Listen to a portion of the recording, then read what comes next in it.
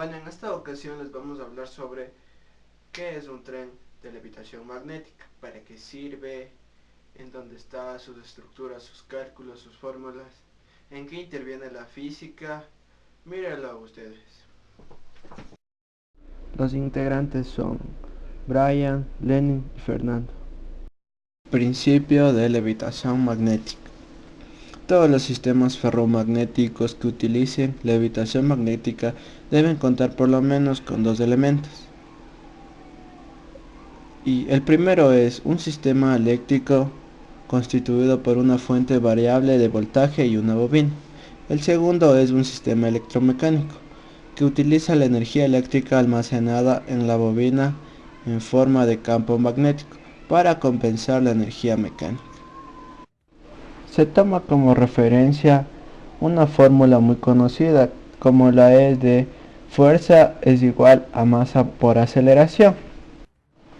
Las fuerzas que actúan sobre el sistema son fuerza producida por la masa del cuerpo debido a la aceleración del campo gravitatorio, fuerza originada por la fricción o rozamiento del cuerpo y fuerza ejercida por las bobinas de los rieles. La sumatoria de fuerzas está dada por la ecuación, esa de ahí. La levitación en un tren maglev, o sea un tren de levitación magnética, se consigue mediante la interacción de campos magnéticos, que da lugar a las fuerzas de atracción o repulsión, dependiendo del diseño del tren, es decir, según si el tren utilice dos tipos de sistemas. El primer sistema es sistema de suspensión electromagnética o el otro que es el sistema de suspensión electrodinámica. La principal diferencia entre el primer sistema y el segundo sistema es que el primer sistema, la levitación del tren es producida por la atracción entre las bobinas colocadas en el tren y la vía. Sin embargo, este sistema es inestable.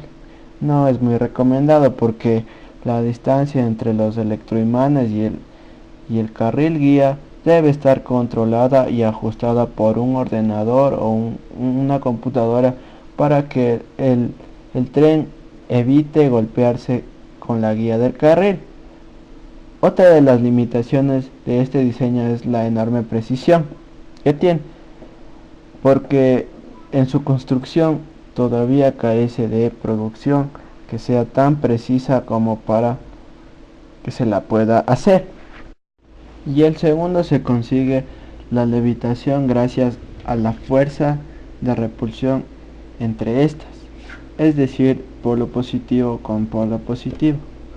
Una desventaja de este sistema es la utilización directa de superconductores, lo mismo que puede provocar grandes campos magnéticos dentro del tren, o sea, la zona donde se van a encontrar los pasajeros, por lo que se debe utilizar complejos sistemas de aislamiento a la radiación magnética. Esto debe estar sobre los superconductores para que no perjudique la salud de los pasajeros. Otra desventaja son los grandes costos de los materiales de los superconductores y de los potentes sistemas de refrigeración necesarios para mantener estos a una baja temperatura. Para el principio de propulsión, un tren de levitación magnética siempre va a ser impulsado mediante un motor lineal. El principio básico para los cálculos de la fuerza del motor es la ley de Lorentz, la cual dice que la interacción entre una corriente y un campo magnético de un conductor genera una fuerza, como se muestra en esta ecuación, donde F es la fuerza que genera el movimiento del tren y la corriente del elemento sobre el cual se calcula la fuerza, L la longitud del conductor inmersa dentro del campo y B la densidad del campo magnético.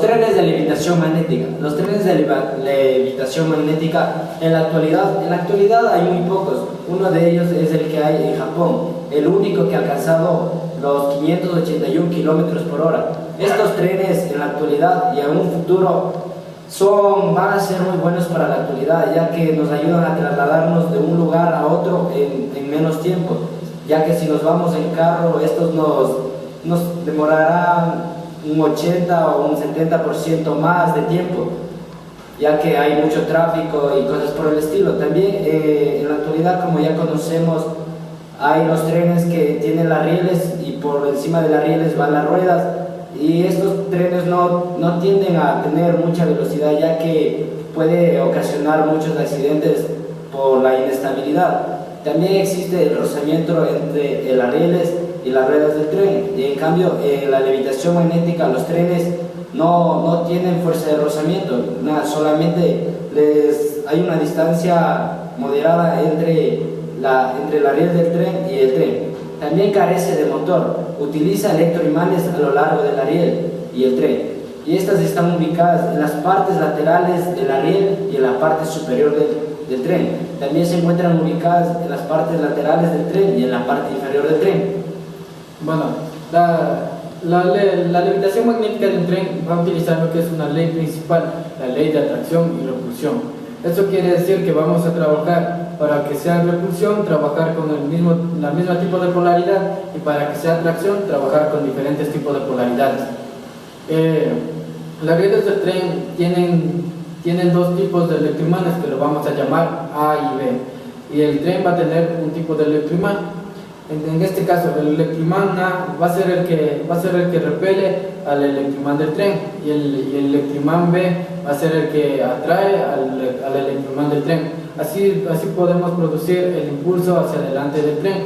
Eso queremos decir que hacen un juego intercambiando polaridades entre electroimanes, así produciendo que el tren vaya hacia adelante, y asimismo al momento de frenar vamos a utilizar igual el mismo tipo de electroimán, sino que en este caso tendrían las polaridades serían cambiadas, serían al revés. También hay electroimanes a lo largo de todas las rieles del tren en forma de espiral, ya que estas tienen energía eléctrica, ya que muchas veces si se agota la energía de los electroimanes que hay entre las rieles y el tren, este les ayuda a tener la energía para ello.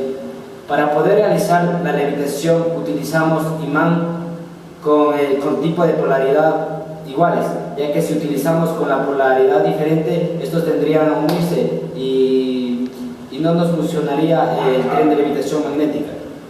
Bueno, la levitación magnética del tren está conformada por dos tipos de suspensión, la que es la suspensión electromagnética y la suspensión electrodinámica.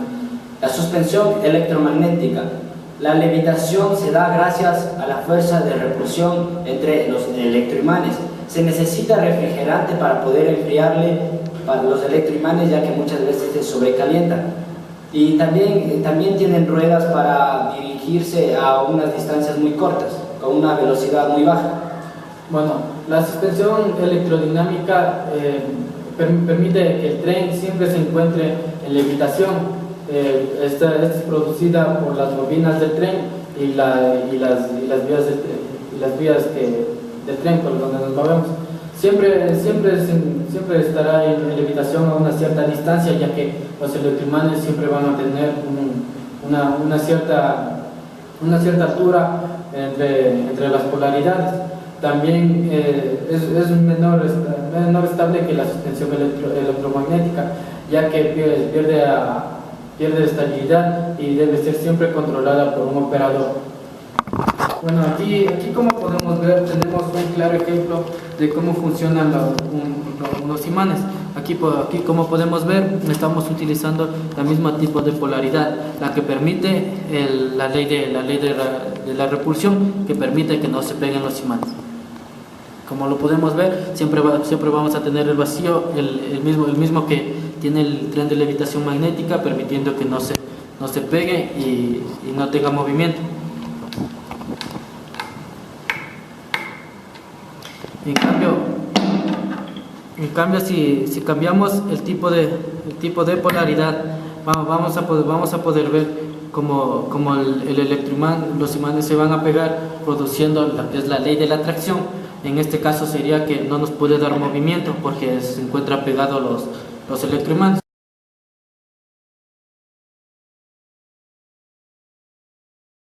El transporte de levitación magnética, también llamado maglev, es una tecnología que utiliza el principio de atracción-repulsión entre dos campos magnéticos electrónicos, para la sustentación y empuje de un vehículo.